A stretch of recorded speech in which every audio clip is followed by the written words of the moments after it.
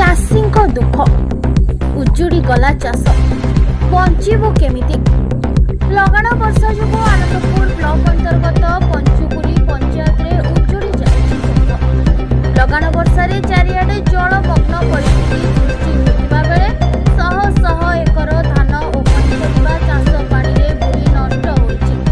चाष उपरे निर्भर करी परिवार चलाउतबा चाषीक उपरे एबे दुखर पहाड़। चाष पाई धार करज करिथिबा चाषी एबे ऋण भाररे भाराक्रांत। फसल नष्ट होइजिबा परे ऋण किपरि सुझिबे एवं परिवार किपरि चलाइबे से नै चाषीक चिंता बढ़िछि।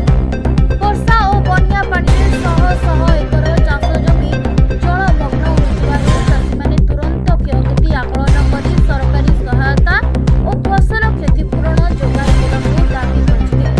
एहासह बीजेपी कृषक मोर्चार पूर्वतन राज्य सभापति महेश्वर साहू पंचुकुरी पंचायतर बन्या प्रभावित अंचल ग्रस्त करी सेठाकार लोकमानक सह क्षयक्षति विषय आलोचना करी स्थिति अनुध्यान करथिले। एहा सहित सरकारक तरफरु बन्यारे क्षति होइतिबा लोकमानकु क्षतिपूरण मिलिबो बोली कहथिले। समाजसेवी अनंत बारिकଙ୍କ नेतृत्वरे स्वेच्छासेवी रत्नाकर बारिक, केशव जेना, रत्नाकर देहुरी, रमेश देहुरी, तपकणी देहुरी, दुर्जय देहुरी, महेंद्र नायक एवं बीजेपीर कर्मकर्ता उपस्थित रही बेउसाहीठारू नुआ गाँ बंध संपूर्ण पंचायत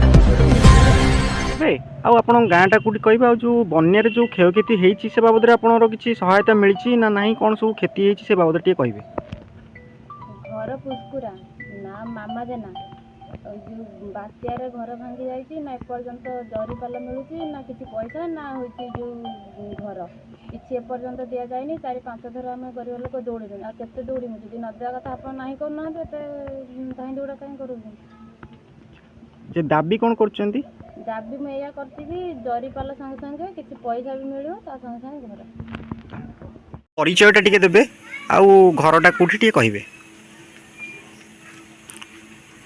आम घर पुष्कुरार आपन नाटा घनश्याम जैन।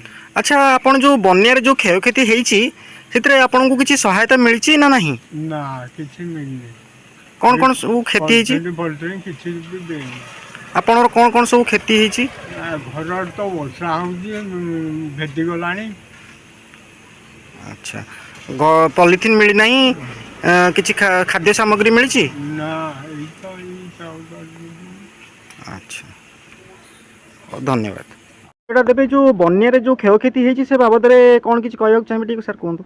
मो ना अनंत बारिक समाजसेवी आजिकार दिन में आज बन्या क्षयक्षति परिदर्शन करने आमर पूर्वतन राज्य सभापति श्रीजुक्त महेश्वर साहू आम ग्राम पंचायत को आसी से परिदर्शन करते प्रति कृषि क्षेत्र परिवा क्षेत्र एवं कौटी घाई भांगी कौन हो प्रत्येक जिनस को से अनुधान कले एवं से भी हृदयगम कले जे प्रकृत में वर्ष पंचकुली पंचायतर समस्त परिवार सर्वहारा होती कृषक बंधु मैंने आती सहित एवं जो मानकर घर भांगी जाइए थाचाड हाउस बा चाल घर से पॉलिथिन एजाए भी मिली ना किसी लोक मिली किसी लोक मिली ना ये त्रुटि देखा जाऊँगी आरआई महोदय जो अच्छा से एक्टिव हो पाना बन्या तो आसिक 15 दिन 3 थर है 15 दिन बीती गला ठीक टाइम से है या भितर आरआई आसिक लोक मानक पॉलिथिन खंडे भी पहुँचुना चूड़ा चाउल अन्य ये सब केतल पहुँचो तेणु ये बड़ दुखद कथा तेणु ये प्रशासन टिके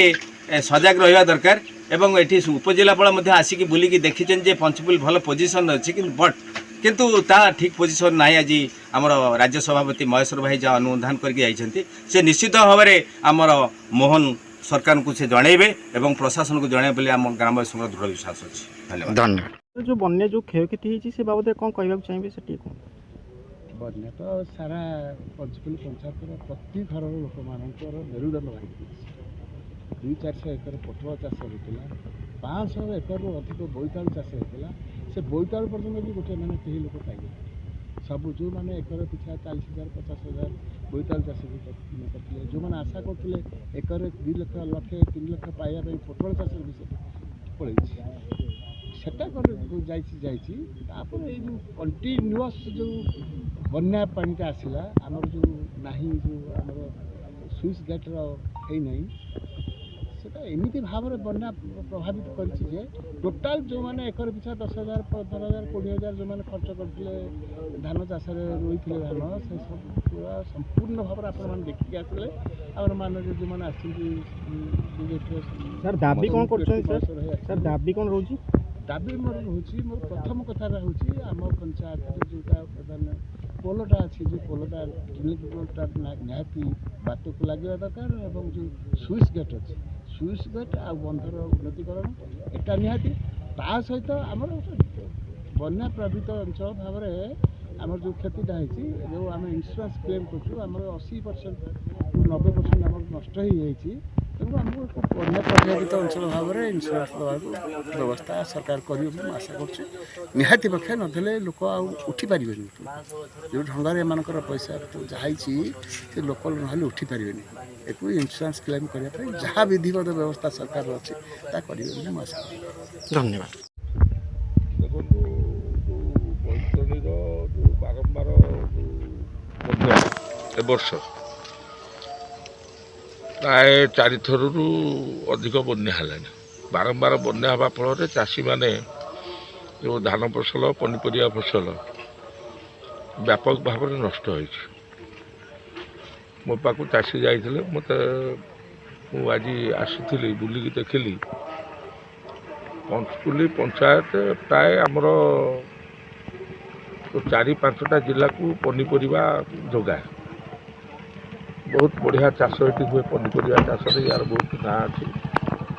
ପୋଟଳ ଚାଷ ଝୁଡ଼ଙ୍ଗ ଚାଷ କଲରା ଭେଣ୍ଡି ବାଇଗଣ ଏଠି ବିଭିନ୍ନ ପ୍ରକାର ପନିପରିବା ଏବଂ ଧାନ ଫସଲ ବ୍ୟାପକ ଭାବରେ ନଷ୍ଟ ହୋଇଛି ମୁଁ ବୁଲିକି ଦେଖିଲି।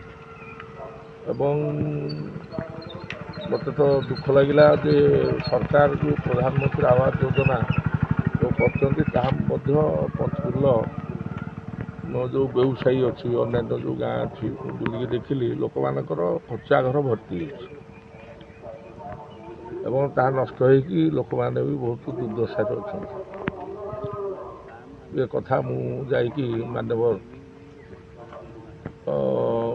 ସରକାରଙ୍କ ସହିତ ମୁଁ କଥାବାର୍ତ୍ତା ହେବି ଯେଉଁ ବ୍ୟାପକ ଫସଲ ନଷ୍ଟ ହୋଇଛି ଏବଂ ଆମର ଚାଷୀ ଦରଦୀ ମୁଖ୍ୟମନ୍ତ୍ରୀ ମୋହନ ମାଝୀ ସେ କାଲି ଘୋଷଣା ବି କରିଛନ୍ତି ଯେ ଓଡ଼ିଶାର ଚାଷୀମାନଙ୍କର ଯାହା କ୍ଷୟକ୍ଷତି ହେଇଛି ସବୁଠିକି କ୍ଷତିପୂରଣ ମିଳିବ।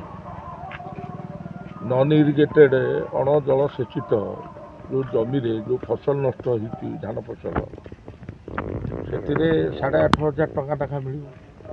ଜଳସେଚିତ ଜମିରେ ଫସଲ ନଷ୍ଟ ହେଇଥିଲେ 17,000 ଟଙ୍କା ମିଳିବ ଏବଂ ପନିପରିବା ଫସଲ ଯେଉଁଠି ନଷ୍ଟ ହେଇଛି 22,500 ଟଙ୍କା ପର ହେକ୍ଟର ରାଜ୍ୟ ସରକାର ଦେବେ। 33%ରୁ ଅଧିକ ଫସଲ ଯେଉଁଠି ନଷ୍ଟ ହେଇଥିବ ଏବଂ ତତ୍ସହିତ ବନ୍ୟାରେ ଯାହା ଘର ରାସ୍ତାଘାଟ ଯେଉଁ ଟ୍ୟୁବୱେଲ୍ ଏସବୁ ବିଭିନ୍ନ ପ୍ରକାର ଯେଉଁ ରାସ୍ତାଘାଟ ସ୍କୁଲ ଘର ଯାହା ଘର ଏମିତି ସବୁ ନଷ୍ଟ ହେଇଛି ଇନକ୍ଲୁଡ଼ିଂ ବେଲାବାସନ ପୋଷାକ ଦେବା ପାଇଁ ମଧ୍ୟ ମୁଖ୍ୟମନ୍ତ୍ରୀ ଘୋଷଣା କରିଥିଲେ। ଆଠୁ ବଳି ମୋ ରାଜନୈତିକ ଜୀବନରେ ମୁଁ କେବେ ଦେଖିନଥିଲି କୌଣସି ସରକାର ଏଭଳି ଲୋକମାନଙ୍କର ବନ୍ୟାରେ ପ୍ରପୀଡ଼ିତ ବ୍ୟକ୍ତି ଯେଉଁମାନେ କ୍ଷତିଗ୍ରସ୍ତ ହୋଇଥାନ୍ତି ତାଙ୍କୁ ଏଭଳି କ୍ଷତିପୂରଣ ମିଳିବାଟା ମୁଁ ଦେଖିନଥିଲି। ଏଇଟା ପ୍ରଥମ ଥର ପାଇଁ ଆମର ଓଡ଼ିଶାର ମୁଖ୍ୟମନ୍ତ୍ରୀ ମୋହନ ମାଝୀ ଏ ଘୋଷଣା କରିଛନ୍ତି। ଏହା ହେଉଛି ଖୁସିର କଥା ଏବଂ ଏ ଯେଉଁ କ୍ଷୟକ୍ଷତି ହେଇଛି ନିଶ୍ଚିତ ଭାବରେ ଏହାର ମିଳିତ ଭାବରେ ଆମର କୃଷି ବିଭାଗ ଏବଂ ରାଜସ୍ୱ ବିଭାଗ ତରଫରୁ ଏହାର ସର୍ଭେ ହେବ ଇନକ୍ୱାରି ହେବ। ଯେଉଁମାନଙ୍କର 33%ରୁ ଅଧିକ କ୍ଷୟକ୍ଷତି ହେଇଛି ସେମାନଙ୍କୁ କ୍ଷତି। ପଞ୍ଚୁପଲ୍ଲୀରୁ ଗଗନ ବିହାରୀ ଦାସଙ୍କ ରିପୋର୍ଟ G9 ଓଡ଼ିଆ।